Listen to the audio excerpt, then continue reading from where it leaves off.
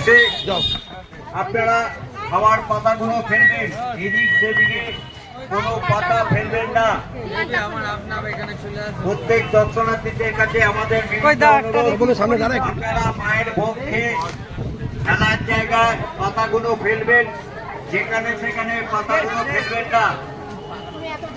কালীঘাট সবুজ সংঘর তরফ থেকে মহানবমী মায়ের ভোগ বিতরণ করা হচ্ছে।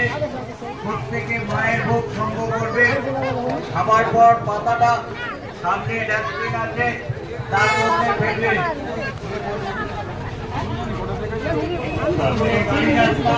আপনারা থেকে সুষ্ঠুভাবে মায়ের ভোগটা সংগ্রহ করবেন, কোনো হুড়োমুড়ি করবেন না, প্রত্যেকেই মায়ের ভোগ পাবে। কালীঘাট সবুজ সংঘর তরফ থেকে প্রত্যেক দর্শনার্থীদের কাছে